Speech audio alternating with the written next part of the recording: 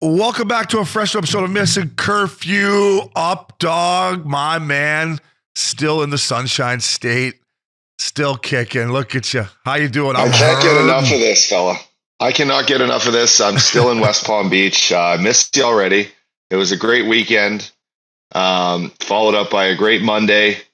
But it's nice to get back. How was the flight back, fella? Was it everything you hoped for? A nice little day bed, little cocktail.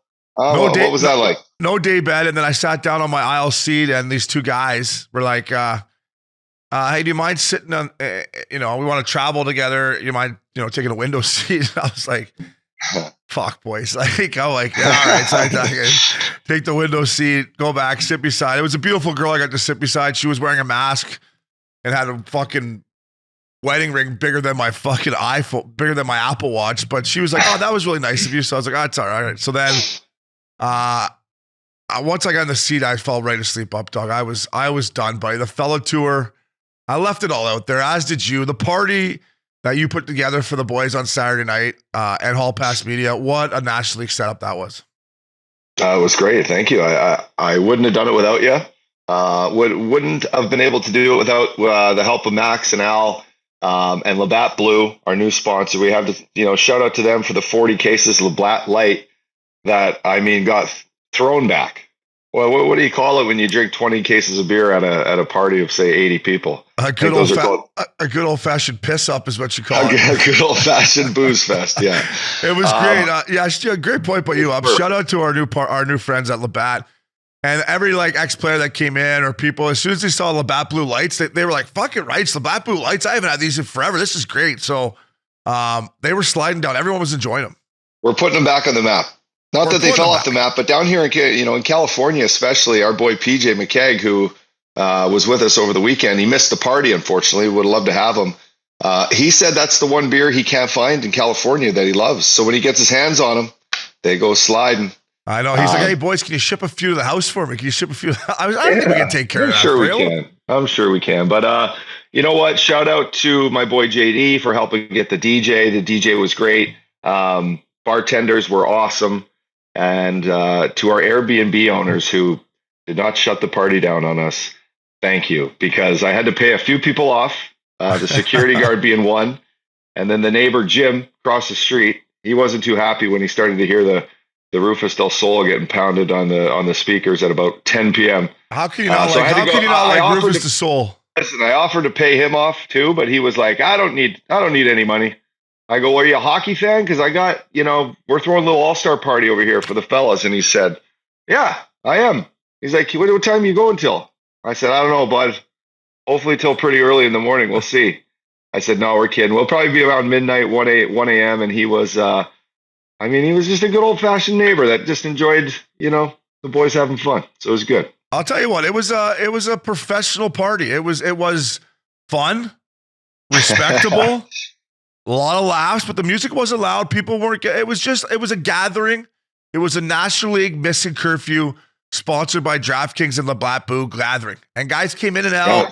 You know what was great about the pad is that driveway had a gate that was just left open, and people just come in and out. Hey, former teammates, some media people. It was great. And the banners that Hall Pass Media did for us that we put up around the houses looked so good. The music was perfect, not too loud. I don't care what Jimbo says. I would have went over and knocked on Jimbo's door if he had a big problem with it. Wasn't too loud. I was very proud to be part of Missin Curfew at that party. I was drinking Labatt Blue, and then the old fashions, they started to slide. And then story time with Obes came out. People were probably like, "Shut the fuck up." I was telling Quincy, Bugsy Malone, the same stories. I was just so happy. No, it was great. And, to all the people that showed up and partaked in our weekend that we put together, which kicked off our fella tour for the 2023 season. It was awesome. So we hope to get back out there soon and parlay the next event to make it bigger and better than this one was this weekend. So yeah, shout out to our neighbor Nick from Chicago, a firefighter from Chicago. We first moved in there. The one house beside us, Looked like it was like right out of Pablo Escobar from fucking Colombia back in the day. I went around that house looking for a merchandise Updogg. I'm like, fuck, I'm in Florida. I better get off this guy's property here. I could end up getting fucking pegged. And then the guys beside us, there was a bunch of dudes. You and A-Hall went over and talked to them early to set the tone. And I talked to Nick after, a firefighter from Chicago, fan of Missin Curfew, but just a good... we've talked about Chicago a lot, me and you, right? When the Tavern on Rush closed down, and we've both been back to the city, and it's not what we once thought it was. But to talk to a good firefighter like Nick, I don't know, made me feel good. Chi-town, baby. Yeah, Chi-town. It was. We told them we had a moment of silence for Rush on Tavern when they shut her down, which is, it's been a staple for a lot of guys, a lot of veteran guys going into Chi-town. It's one of the best places they like to drop their bags and hit up. So. All in all, buddy, that party was a killer. We got up the next day, cleaned her up, and you and I got ready to head a little north for some golf, which was awesome. Hey, one last thing on was it the Tavern on Rush or the Tavern on Rush, right? What was it officially called? It was called the Tavern on Rush. So Chelly, I went over to Maddie's on Wednesday. You weren't in yet, so we're gonna get into some Maddie Kachuk stuff, but Chelly came over and Chelly was talking about the Tavern on Rush, the triangle. Remember that's what you call it there, the little triangle? Yeah. Well, yeah, you call it the old Viagra triangle is what they call it in Chi-town. And for no explanation necessary, if you understand what I mean. Yeah, totally. And then it was big Walt Kachuk, who was fucking great to the boys all weekend. And Walt's like, Chelly's trying to remember what the hotel beside Tavern on Rush is, and it was Sutton Place back in the day. It was Sutton Place, then it changed, And Walt's like, Chelly's like, remember that place, Walt? And Walt's like, what, the Pancake House? Yeah, I remember the fucking Pancake House. I love that place. And I was like, fuck, Walt. They had some good flapjacks there, didn't he? He's like, best in the league. I was like, what a beauty, man. So, yeah, that original Pancake House, man. You walk in there with that smell in the morning, knowing that you got to go to pregame skate to sweat all the wine you drank the night before, but then the sausage jacks and the the mashed potato, you get in there. It was a nice little brekkie spot. It was like that house on that show Up, that Disney movie Up. Like it's just the one little house in downtown Chicago that will never change because it's the original Pancake House. God, I used to love it. And Chelly, man, Chelly looks good. He looks like he can still play. What a tan. Boley, shout out to our old teammate David Bolin. Took us out golfing to Adios on the Thursday. What a track. You were right about the showers, Updogg, but they're double plane showers. So when you thought you were just in there, the boys could see your horn on the fucking range. They can't see in. They can't see it. They can't see it. Oh, so. Damn. That was why I thought they were the best National League showers ever. I'm in there. Hey, boys.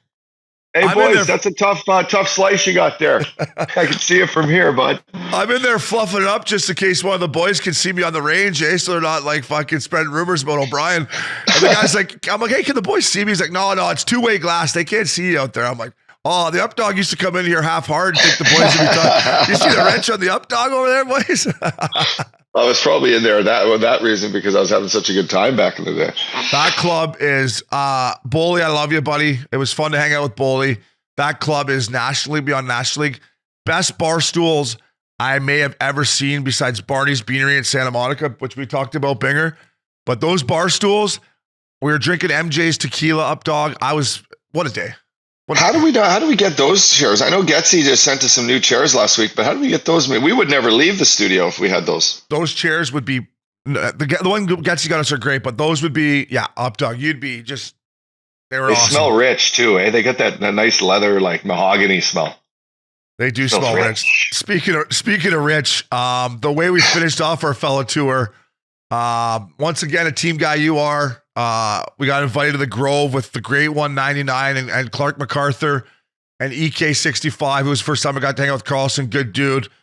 But man, I'll start off opposite. That was my first time hanging out with the Great One. And he's a better guy than he is a player. And I know that's crazy to say because he's the greatest player to ever lace it up.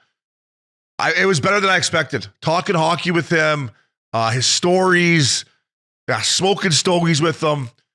And fuck, could he putt? I mean, was he rolling that flat stick? I mean, he must have made 200 feet of putts, but I texted him afterwards and I just said, Wayne, thanks, buddy. It was I didn't say dream come true because I didn't want to be that big of a super fan, but I was like, it was an absolute pleasure talking hockey with him, playing golf, keep that flat stick going. But it was a dream come true, Ups. What a beauty. I know, buddy. Well, listen, I'll tell you this. You deserve it, bud. You work hard every day. You're a National Leaguer yourself from Port Hope. What did he say when you said you're from Port Hope? He said, something. I don't know what he said. He had a couple good little. You better hope you get out of there or something. Yeah, I don't know. you better hope you get out. Yeah. It was hilarious. Listen, Wayne, I had him as a coach. I was lucky enough to have him as a coach and get to know him there. But the guy loves hockey and he gives back to the game in so many different ways. And I looked at yesterday, Obes, and at some points looking at your face and how much fun you were having, just being able to chat with him. And when he, when we brought up the Connor McDavid thing that we had a chat about Getsy, and I'd let you finish the story there, but Pitter telling you that Connor's scoring all these goals right now because Wayne would have for sure told him, like, shoot the puck more, Connor. And what that would have done to Pitter when you tell him that, Gretz, did you tell him yet? I told him today. I laughed with you. I said, I want to tell Pitter that he was right, but fuck, I don't want him to drop dead after he hears that. He'll be so happy that he might just flop over there. But yeah, he thought that maybe Gretz told him to shoot the puck a little more. And what was cool about Gretz too is that throughout the round, he told me about situations where he reached out to players and guys that have good games. And he reaches out to the team and says, hey, fire me, Codger's number or whoever had a good game, and Gretz fires him text and says, hey, great game, keep it going. To me, Updogg, he doesn't have to do that kind of stuff as the greatest player in the world. To me, I don't know, that's just a touch of class, as we would say in golf. Yeah, no, listen, he loves the game. And one thing he shares with most people is the history of hockey. And it's a lot of things that get kind of lost as the years go on and these younger kids continue to come in and the generations change and the game evolves and change. He's always able to bring the history and the older players that had influence on him and his father, Walt, into the new age groups, right? Even me, every time I see him, some of the things I learn about the game, I'm shocked that I don't know it. I've been on this planet 39 years loving the game of hockey, and Wayne Gretzky lives and breathes it. And you're right. He doesn't, as the greatest player in the world, he doesn't have to continue to give back like he does, but he does. And I'm here again. I got a chance to play with him tomorrow again with our boy Billy Quinn and some guys that have purchased a charity golf round with him, and little things like that he does to give back to the game and to the people that love the game and the people that have admired him is amazing. But there is nothing better than sitting around a breakfast table. And I'll tell you, the highlight for me was when I gave those fella hats around to the boys, and you and I went back, maybe put a little sunscreen on before we get our a sleeve of golf balls to go to the the driving range, and we come back and he's got the fella hat on and he just lights up a stogie for the first time and he's smoking it inside, and he's like, do you guys need to hit balls? I'm like, well, I don't got any clubs, so no, I'm good, I'll just go to the first tee. And he's like, well, do you want a cigar, because you can smoke in here? I'm like, yeah, we'd love a cigar. You know what I mean? It's just, it's the greatest thing in the world that he loves the second greatest game of golf, right? That's the greatest sport too, is the second one is golf. And that we have a chance to spend a day like that with him. And it just means a lot. And it's always a treat. Yeah. He's like, you guys, you can smoke great in here. I'm not going to hit any balls. I'm going to sit here. Yeah. You can smoke cigars in here. So that's why I sit in here. So he comes out, he's got his cigar thing, fella hat on. I'm like, this is outrageous. And to me, how much hockey he watches, right? He watches night in, night out. I was talking to him. We talked about the physicality of the game. He misses it. He misses the physicality. And when Wayne played coming through the 80s like he did, and the physicality of the game then, when the greatest player in the world says, yeah, our game's great, it's fast, it's skilled, it's this and that, but I miss a hit. We're going to talk about the Calgary Rangers game lately from last night. But it made me feel good that, hey, maybe I'm not a big meat stick, is if 99 thinks there should be some more hitting in the game too. So I think it's something the league's got to look at when the greatest player in the world agrees that there's not enough physicality. It was funny. I asked him sitting around, and shout out to Clark MacArthur, who was one of the gregreatest guys ever. And I didn't have a chance to play with Clarky, although we're both from Northern Alberta, and we got to really know each other over the last, but actually, screw that. I used to hang out with him when we both turned pro, and we were always hanging out in Edmonton. But that aside, he had us over for a glass of wine, and we started watching the Ranger-Calgary game. And I asked him kind of down the stretch, I said, Wayne, how was it as you got older, right? When did you know it was time? He goes, I knew it was time to retire when these guys who could put me right through the wall weren't even hitting me anymore. No one wanted to touch me. He's like, I felt like holy shit. He's like, I had to tell Janet, they're not hitting me anymore. I got to retire. This isn't even fun. Like they're not even hitting me anymore. So when you say that, like, yes, he enjoyed the physicality of the game. He really did. It was part of the game for so long that so many of the great players had to deal with, right? Yeah. And I think that was well said by you. But man, he makes you laugh, and he's got just the great stories. And I'm excited to see him again tomorrow. I'll tell you what, another thing, like, we both took pride in being good team guys. Like the way he talked about his teammates yesterday for the 7-8 hours I got to hang out with him. Fuck, I'm jealous now that I left that you continue to keep on drinking with him. But man, what a team guy. All about team. Every story that came out of his mouth was about team. And then every putt he made, he's like, yeah, fuck, how hard is it to hit the net? And I'm like, fuck, Wayne, it was really hard. He's like, how hard? He goes, one other time he makes another putt from like 15 feet right in the heart. He's like, yeah, how big is the net? I'm like, I'm still not sure, Wayne. I'm still not sure how big the net is. But the way he tells a story too, right? The best part on like hole 3, he makes his first putt, and someone was like, wow, nice putt. He's like, what? You didn't have a TV where you grew up? Yeah. You guys didn't have a TV where you're from? You didn't know I make this in my sleep? Like what? You didn't have a TV where you grew up? Oh, so good. The way he tells a story though. Like the way he tells a story. Listen, I play with great storytellers. I play with guys that don't have any stories, and I play with guys that shouldn't tell stories, right? You're just like, hey, fella, you're not a great storyteller. 99 is the greatest player, and I mean, I'll put him up there. Kevin Connolly's the only other guy I think that maybe tells a story as good as Wayne Gretzky. Like, all his stories were just perfect. They flowed. I'm like, look at this fucking beauty. Yeah, he's the man. He's the man. And last but not least, to finish up with 99, he stuffs one in on the par 3. What hole was it? 16? Yes, it was 15. He hits just a gorgeous high, whatever, wedge in there, 9-iron. He's sitting in his cart, and the Updogg, what's the Updogg do? He makes the great one putt a 4-footer. He's like, that's not good. Wainer had to get out of his cart, grab his putter. I'm like, you're making a putt this? He's like, fucking right. So I got impressed. I'm like, it's fucking great. It's 99. He's like, he's putting it. Comes out. It was all mental. It was all mental, eh? Because I ended up getting him two. I got him 2 more times down the stretch. Thank goodness, because he had me bent over, and I continued to press. And I know deep down he's like, this Upshaw is going to keep pressing me, isn't he? And I wasn't going down. I was going down swinging, Obi, if I was going down. What's his handicap? I didn't even ask Gretz. What's he played to? I think he's playing. I had to give him 4 aside. So I was a 1. I think so he's a 9. 8. So he's an 8. Yeah. 8 or 9. Same as me. So I had him in my singles match. I had him 1 down heading to 18. And I made fucking 6 on 18. Choked. So that's good though. I mean, just to say you tied the great one, I'll take that. I didn't want to take his money anyways after I don't know how many drinks we had out there. But it was a great day, Updogg. Thanks to you. Thanks to Wayne and Clarky. We'll be right back here at Missin Curfew. Welcome back to Missin Curfew, Updogg, All-Star Edition. All-Star Edition, This Guy Fucks, presented by our good friends at LifeForce. Promo code is Curfew. And shout out to LifeForce, by the way. We had a great time with our boy Steve Zanet in Florida. Proud sponsors of the pod, and a lot of exciting stuff coming up with us and LifeForce. So just thought I'd mention that. Yeah, good kid. Good kid. Hung out with us all weekend. It's fun building relationships, and that's what's great about getting on the road, right? And that's what we loved about the road, miss about the road. Get out and hang out with him for the weekend. I feel like I know more about LifeForce and him personally, obviously. So it was a great fellow tour for LifeForce and Steve. Matthew Tkachuk, our boy.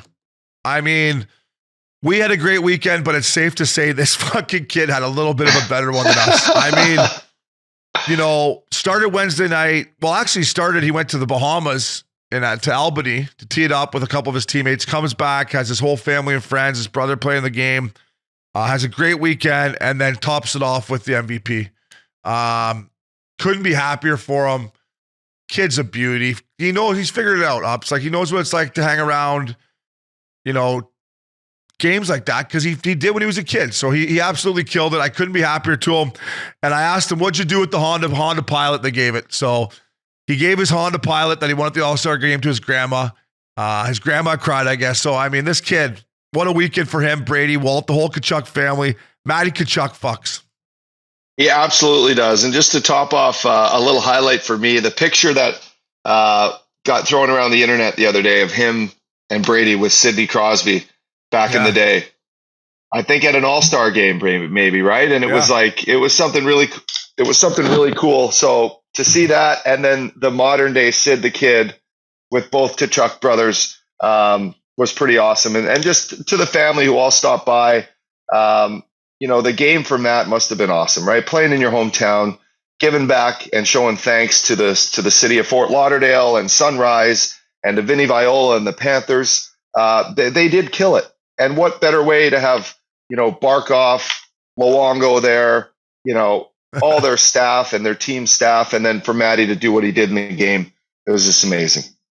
Yeah, fucking Dylan Larkin was trying to steal it from him, wasn't he? Larkin was I told you that. I said, watch out. This guy's not passing to anybody. He's shooting. He wants to get this. He wants the MVP bad. Maybe because he's becoming a free agent. I'm like, I don't know what he's doing out there. I guess it maybe is a feather in your cap if you're a free agent, right? You won the All-Star game MVP, but he was definitely trying harder than anyone else. Dylan Larkin, give him the cape. He was out there fucking trying to get that Honda Pilot. But I'm glad they gave it to Matty. Well said by you. Shout out to our boy, Matt Gell. We were watching the All-Star game while you were getting the party set up in typical Updogg fashion. You couldn't sit down. Matt Gell, the former goalie from Boston College, said Linus Ullmark's equipment was doing some fucking at the All-Star game. So shout out to Ullmark. His pads look nasty. And then last but not least, the Panthers Club. Something that you walked by. You said, before we leave, we got to go to the Panthers Club. The Panthers Club fucks up, dog. The smoky old fashions. Shout out to Sean Thornton, who we saw in there. That's the smoky old fashioned up. How nice was that? In the barn. So these guys, and I don't know how much we're supposed to tell people about this. It was so private in there. It was badass, right? Yeah. They had the nice waitresses. They had the incredible old fashions. They did, they copied basically the Monkey Bar in New York, which is an old fashioned, all-time bar for all like the money guys in NYC, right? It's been there forever, and it's got monkeys all over the wall. Well, they did it with the Panthers all over the wall, and it's got the red benches like an old school Italian steakhouse, right out of what Vinny Viola would want to do. And shout out for how they took care of us in there, because we walked around, we got great interviews with the guys. We're on the bench for warm-ups. We're fist pumping Sid the Kid. I think he was wondering if he was going to come to our after party or not. But it was fantastic, buddy. It was a well planned and well thought out event. The skills comp itself may be different than what the product was for us in that club. But I had a blast, buddy. I'm glad I got to do it with you, boys. Yeah, it looked sick too. They had like the little rope, like you got like outside of a New York bar, and then the little sign said the Panthers Club. It like a cool little sign. Sushi in there. I mean, they were tossed around beef Wellington. They were doing everything. And then we actually bumped into me and you, Lexi Thompson, who is a female that plays on the LPGA tour. Great golfer. I've been a fan of hers for a long time. She's absolutely jacked. She was just so jacked. And she turned pro at 15 years old, Updogg. Remember we were talking to her? I'm like, where'd you go to college? Crazy. She's like, I actually turned pro at 15. I was like, what? Yeah. For her to be doing it for that long, it was cool. It was cool to break it down with her and just talk a little golf and to see how long she's actually been out there on tour. Because now she's like, I don't play as much as I used to. I'm like, well, no shit after being out there since you're 15. Yeah, it's wild. And she's got to be probably 25, 26 now, because I was there 10 years ago. And I remember, she was just a local girl, not 5 minutes up the road from where we were practicing. And our trainer at the time was working with her and helping her kind of, you see how good a shape she's in right now. She treats that as, puts that in very high regard, how she is, which is probably why she's as elite as she is, why she hits the ball as far as she is. I wonder how her stats are for driving distance, because she looks like she can turn on one. Yeah. And then, yeah, exactly. And she was like, I don't think she's played a couple PGA tours, or she's played a couple events with the boys where she plays from the same tee. And I think she rips out there close to 300 or maybe over 300. She can bomb it. Yeah, no, that was great. That was nice to chat with her. Kind of, I always wanted to meet her because she is a local legend around there, and she's done, she's been golfer of the year many, many times. Great for the game, and great that the Panthers were hosting people like that in there. It was an awesome time. We saw Max from the Arkells. Shout out to my boy Max. He's always doing some fucking. Are we still in this guy fucks episode? Because he's the man, and I'm glad that he showed up to the party. He was there doing basically the judging the skills competition shootout. So anytime the NHL involves Max and the Arkells, I'd love to be there because he's the absolute man. Yeah, speaking about this guy, fucks Adam Dimarco, who plays Albie and White Lotus, who I'm going to Updogg. I'm going home to watch a little puck tonight. I'm taking the Tampa Bay Lightning because they got shit kicked last night. Florida Panthers, who I took Panthers money line, which was a fucking lock, I thought. Adam Dimarco, who was at our party, is absolutely great kid, good Ontario boy. It was fun talking to him about White Lotus, and just because I'm watching right now, and I was just in Sicily, so he's a great kid too. Yeah, great kid. He is, yeah. And he's super down to earth, and it was his first big acting gig, and they're going to probably win tons of awards. The show was incredible. Christina and I watched it, and we got through it, and we wanted so much more. I don't know if you finished it yet, Shane, but I'm on the last episode tonight. The so you're going to take that in tonight. Yeah, Arrivederci. The best is when I first met him. I'm like, hey man, I'm a big fan of your show. Nice to meet you, Shane O'Brien. He's like, Adam, nice to meet you.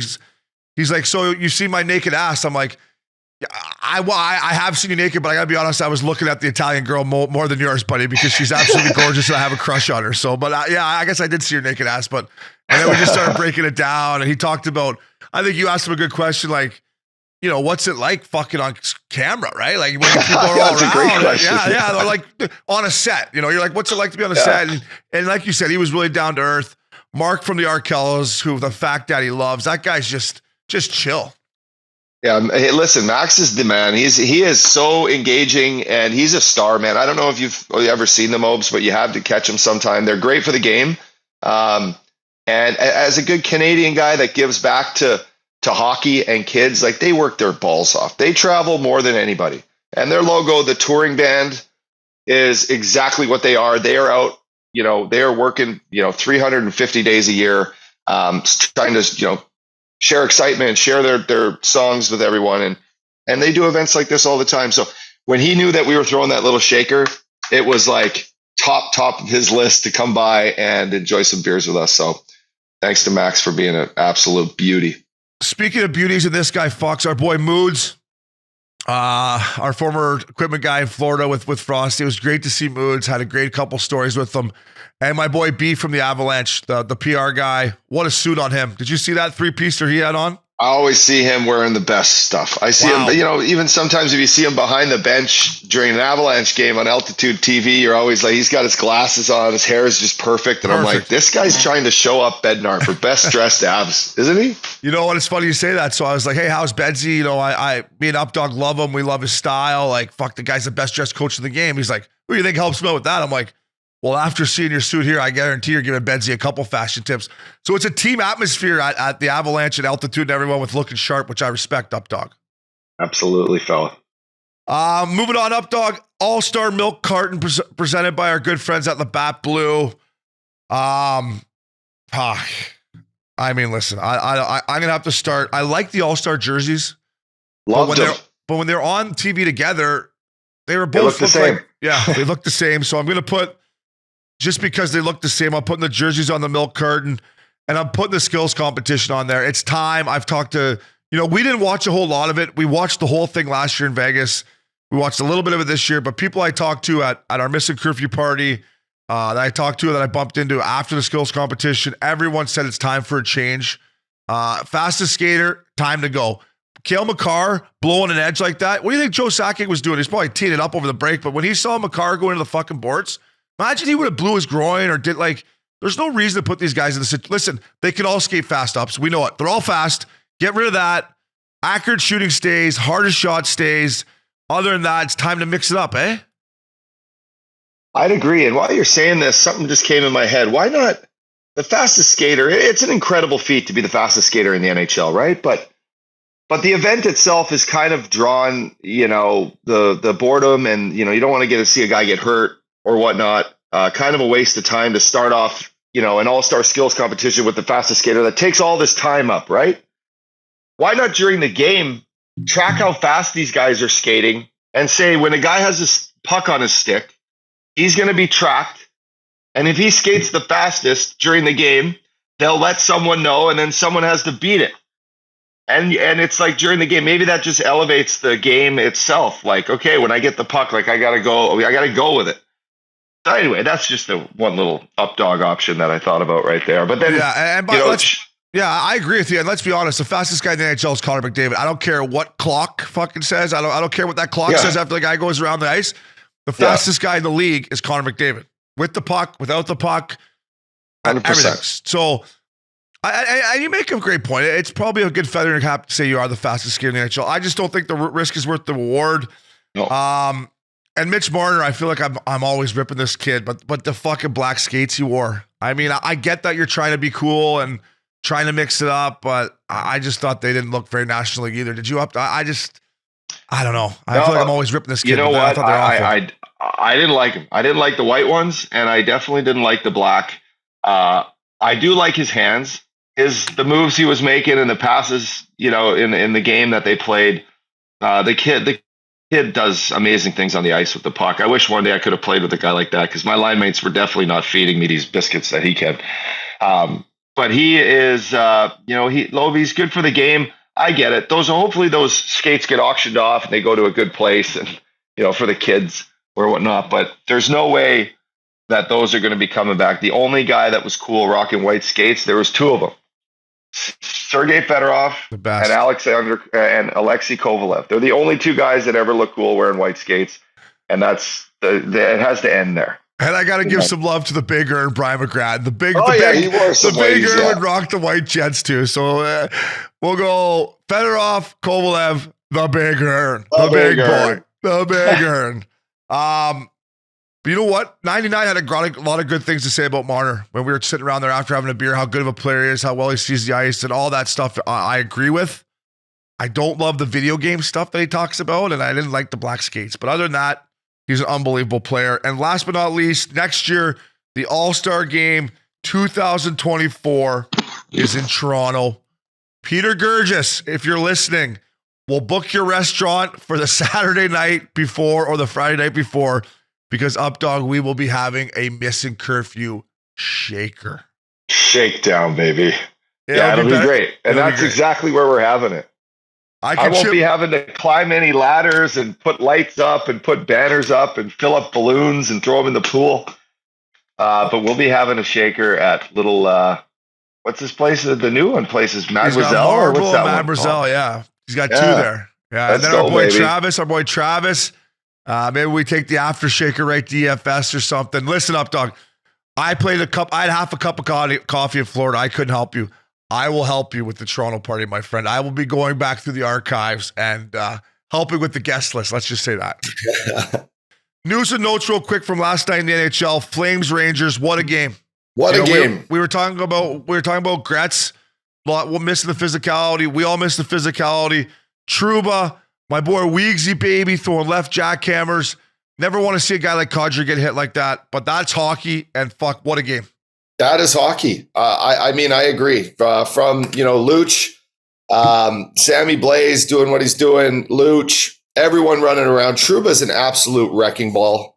I mean, I'd like to say I used to play, 80% of the game with my head down, making sure I can keep the puck on my stick. This guy would have absolutely steamrolled me. I mean, he's the NHL's best hitter now, and maybe that's just because no one is going out and doing what he's doing, big fella, and you watch a lot of hockey. But when you have that type of guy on your team, the amount of room that it creates for guys and the timid play that, if it falls into the other team's kind of heads, it's wild, and it's great for the game. I think it's good, hard, clean checks. Kadri, barely missing his head on the ice, which is scary, but that's just a play where you're going to say, guys, if you want to come in my zone and cut to the middle, keep your damn head up, right? Because I'm coming.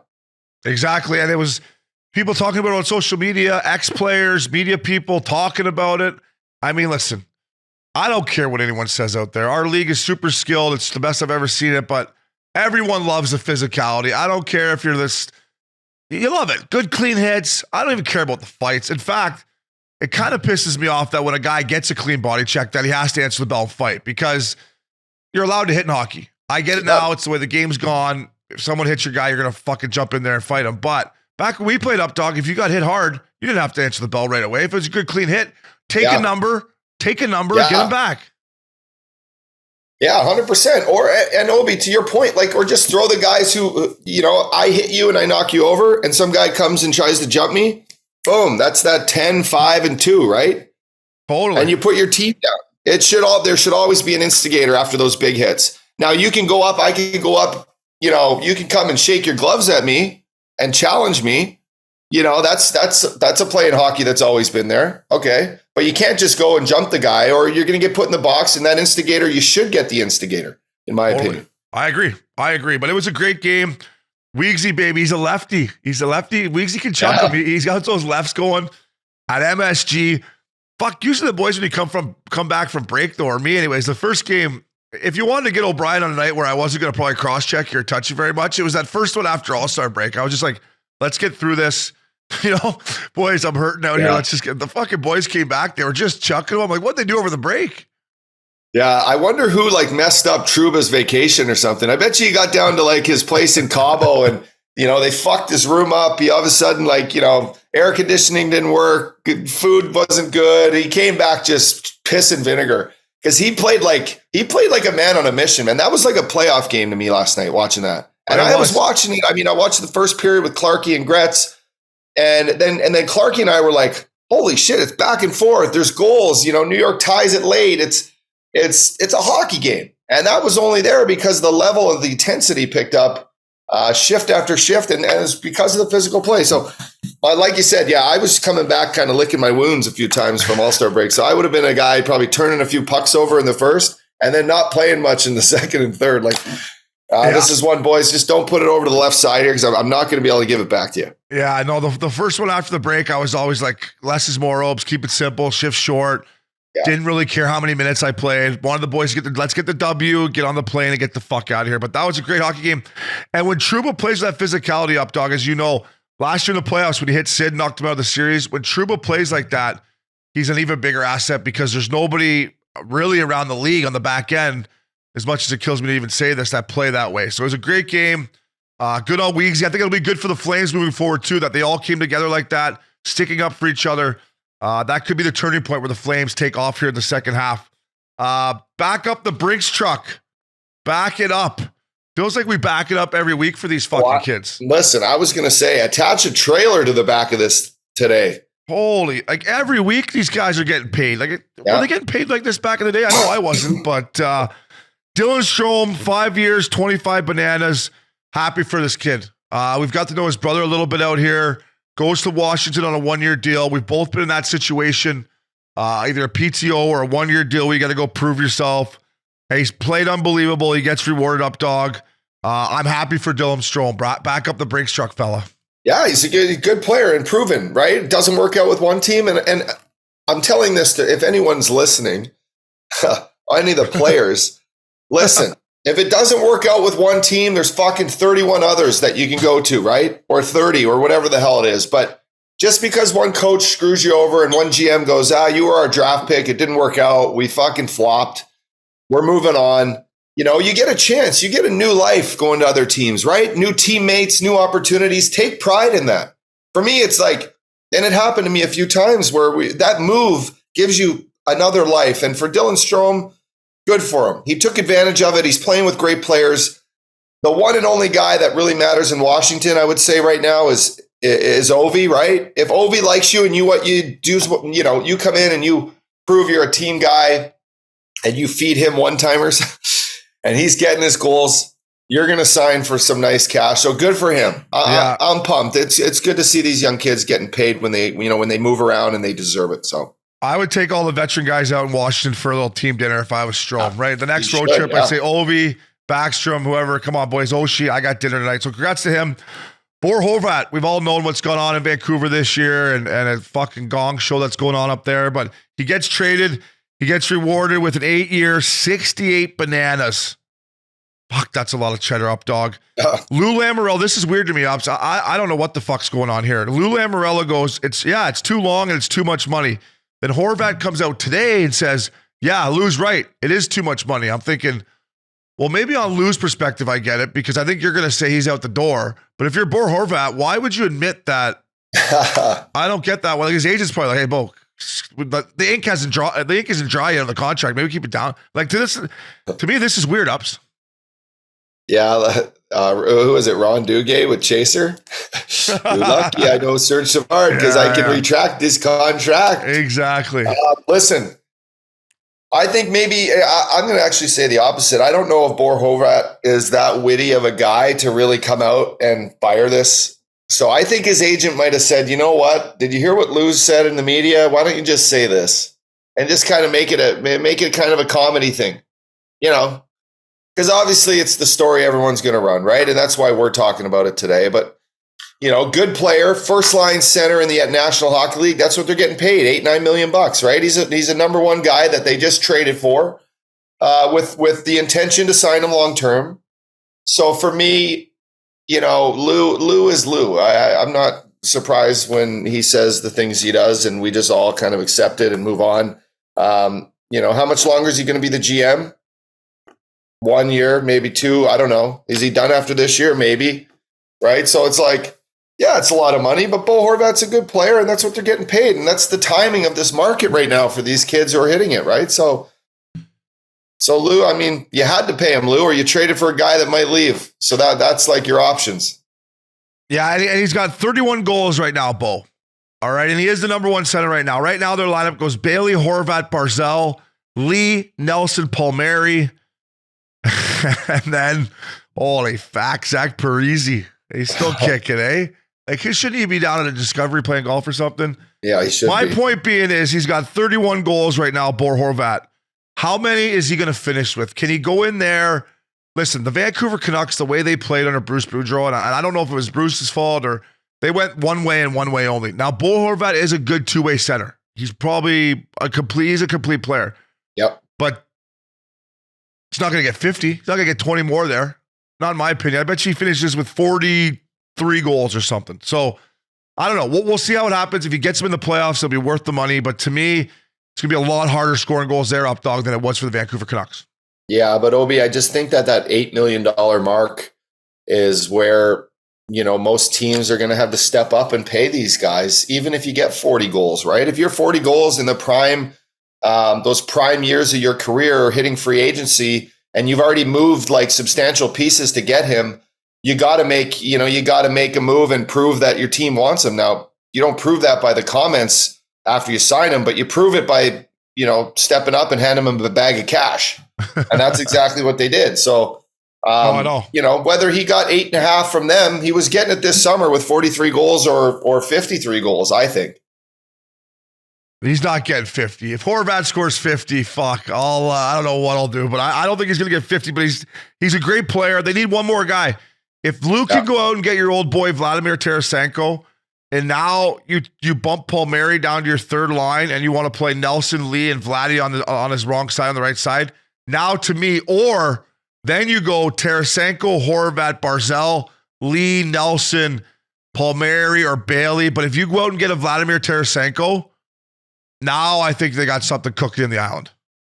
Yeah, well said. And I think Vladdy, I mean, we saw him, and I got to give him a hug at the All-Star game. He's a tank, by the way. Huh? He's a tank. He's a tank. That's his nickname, Tank. Yeah. He's a tank. I never knew he's that thick. He is thick, buddy. Yeah, like not when fat. You run when you run into him or you try to like contain him on a wall in practice, he is pushing through you like an absolute ox. And then if he ever gets the puck in a shooting position, I mean, you see how well he shot the puck over his career. It's insane. And he would be a guy that could drastically change the look of your lineup going into the playoffs. And for them right now with lose last year, what does he have to lose? The thing is, you're going to move a piece, right, to get Vladdy. Not any more hair, that's for sure. He's lost all his hair. I saw his interview. I was like, fuck, Lou, you don't got... I mean, I got a little monkey bump going, but yeah, Lou, the stress of being a GM over the years, he's not going to lose any more hair, that's for sure. I know. So, but Vladdy, listen, he's going to be a big addition to whoever's picked, who's ever kind of ready to cherry pick him. And he can drastically move the needle for where your team needs to go, especially the island. How boring are they to watch when they don't score goals?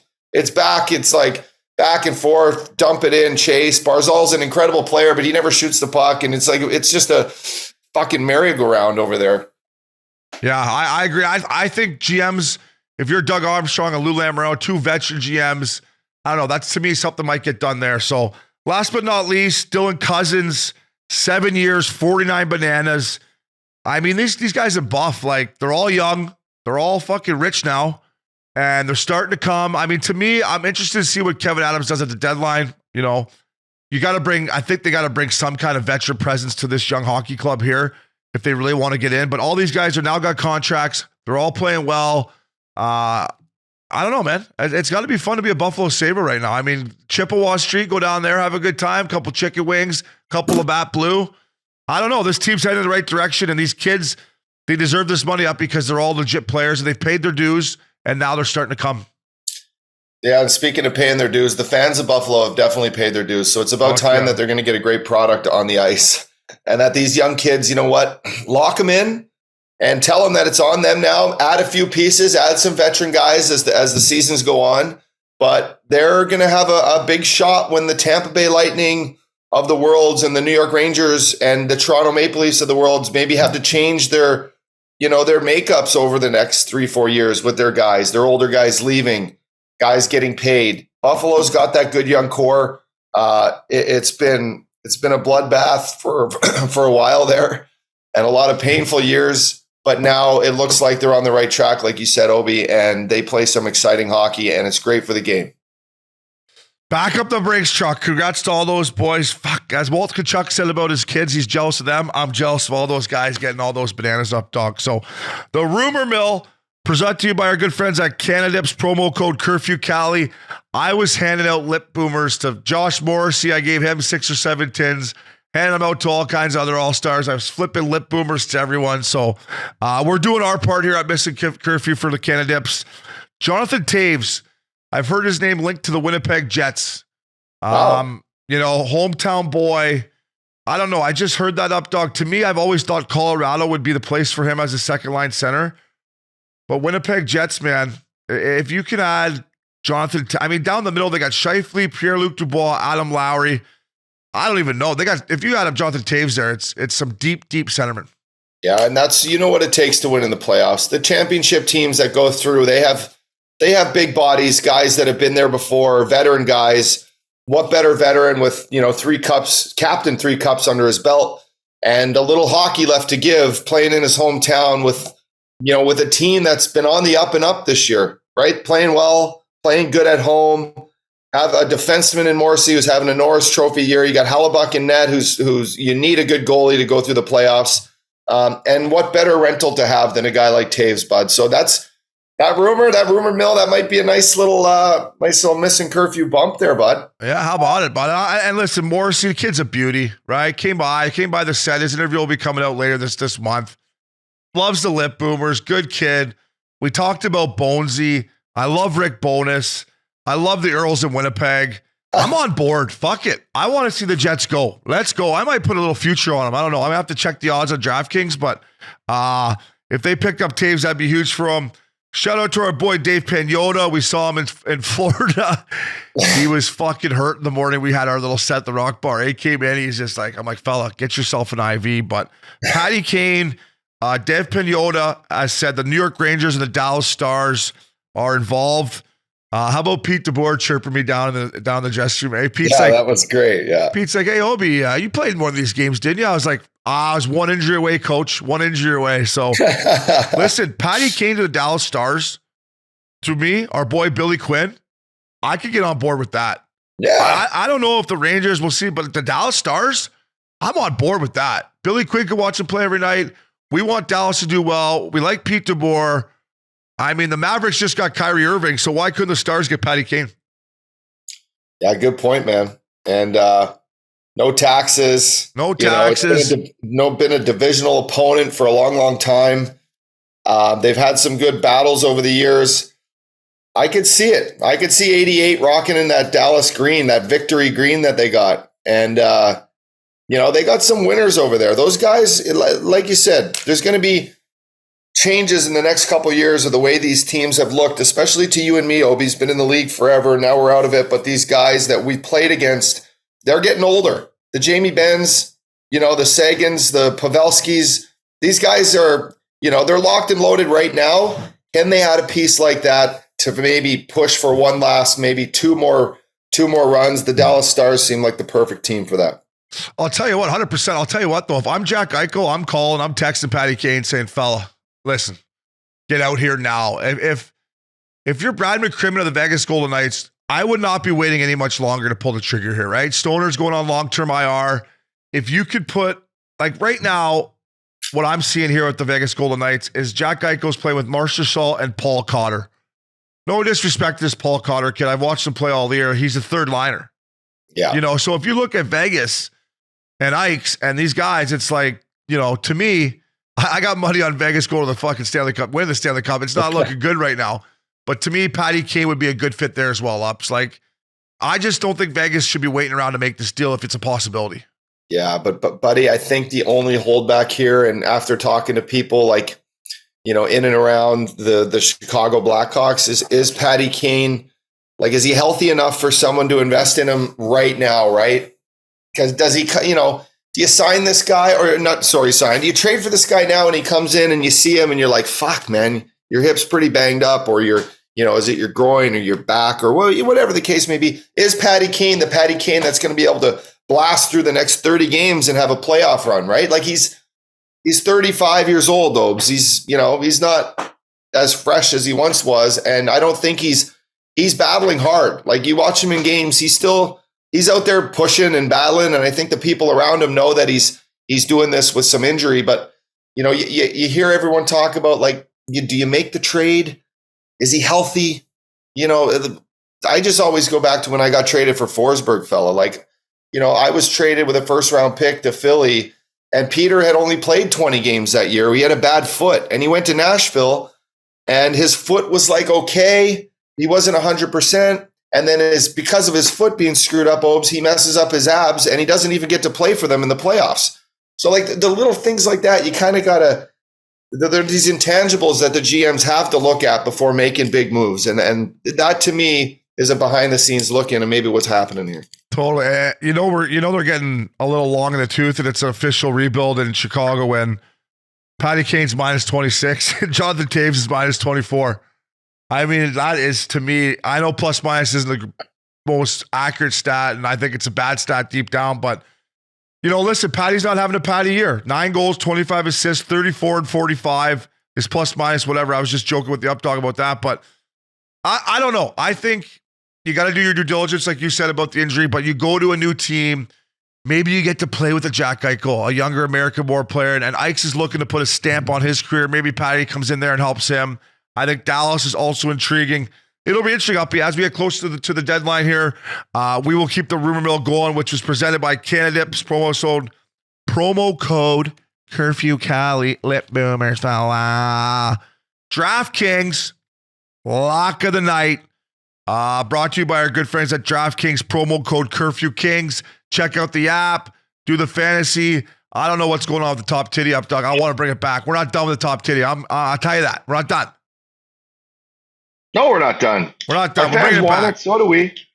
Yeah, we're bringing it back, and it's going to be in full force. It'll be Top Titty 2.0, baby. Let's go. Yeah, I'm trying to, for you fellas out there listening that play top titty, I'm trying to sweeten the pot. So maybe reach out to us on your DM. How much do you want to bet? I said $20. Right now, entry fee is $3. To me, that's minor league. We gamble responsibly, but that's minor league to me. We got to bump that up to at least $10. Makes the prize money more important. Like fantasy football this year, we made it, worth our while. You pay more attention. You want to play. You feel like you win something. So reach out to us in our DMs. If $10, $20, whatever you want to play for in top titty. But DraftKings Saturday night, lock of the night, Updogg. You were 7-3. I am 8-4.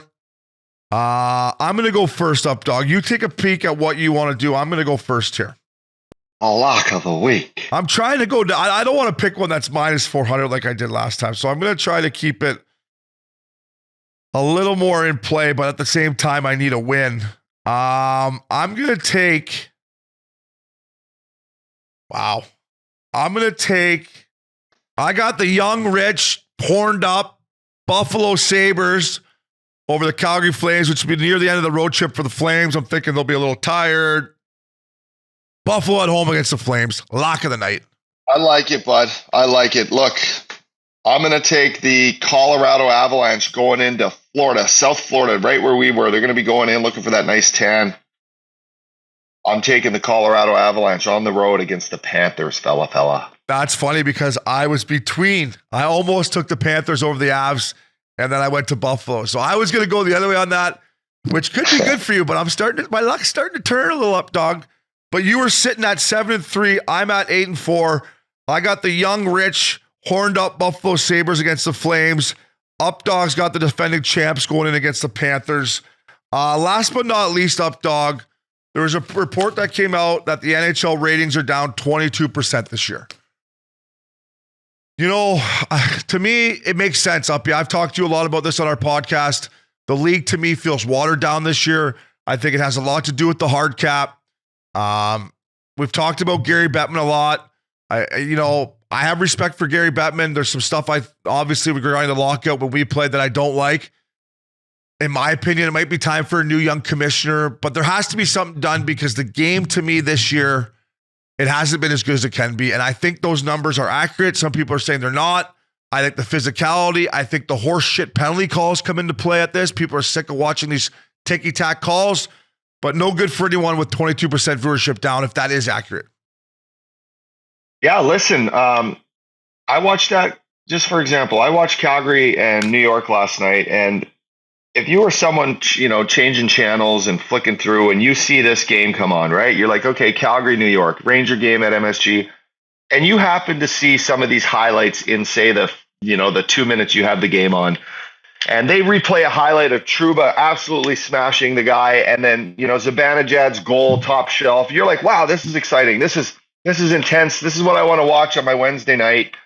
Hey guys, are you guys watching you hit up your buddies, tune into this game right now. It's happening. The physical play needs to be there. The game needs to be high pace, physical play. It's what the game has always been. It's what the most exciting part of the game is now. Find a way to highlight that to the guys. The commissioner, yes, he's been there 30 years. I said this on my Twitter the other day. Who stays in their own position for 30 years? Doesn't he want to do something else? Eventually, there needs to be some different ideas brought to the table, some new relationships brought in. Yes, he's done well for the owners, right? They always win these collective bargaining agreements. We know that firsthand. Yeah, we do. But when you say the hard cap waters down the league and that teams who get pushed up against it are forced to, bring in East Coast League guys, and they can't play, they're forced to not play some guys because they're over the cap. There needs to be a tax, implementation in there. They got to find a way to do that. They got to continue to surround themselves with entertainment, right? Entertainment sells, bring bands in, have entertainment at these all-star games and, bringing around celebrities and experiences for fans. And we want to have these young kids wanting to be hockey players, wanting to watch hockey, wanting to be hockey players. And we just need to continue to grow. It's what the game's always been, and we can't slow down. We got to keep going. So yeah, I don't know if I'm running around in a circle here. And for those people that are like, well, then the best teams will be the best teams. The richest team will be the richest teams. Well, here we go in the West. Anaheim, Arizona, San Jose, 7th, 8th, 9th. Those are three small market teams that are shit with the hard cap. So to me, that's the argument there. And then out east, you got Columbus. Montreal probably wouldn't be where they were without it. And then Ottawa. Philadelphia, Detroit are bigger markets. But what I'm saying, Updogg, is I don't think if you bring a luxury tax in, it's just going to be, the powerhouses. And by the way, what's wrong with the powerhouses being good? You want Toronto to be good. You want New York to be good. You want Montreal to be good. You want Chicago to be good. You want Dallas to be good. You want the big market teams to be good. It's just the world we live in. And when you have this hard cap, in my opinion, it's watering down the game, especially the third and fourth lines. There's guys that are playing the league right now that should be down in the fucking banana league. And you sent out your tweet about, the streaming and, we talk about NHL TNT's done a great job. We need more stuff between periods that are better, before the game that are better. Draw some eyeballs to people that will be entertained, that tune in to watch the game, and then our product's got to be better. But I think ESPN could be doing a better job. I think Sportsnet up home could be doing a better job, and the game has to be better. And I think without the hard cap, it would. So time will tell. I love the NHL. It's been great to me and you. I want to see us succeed.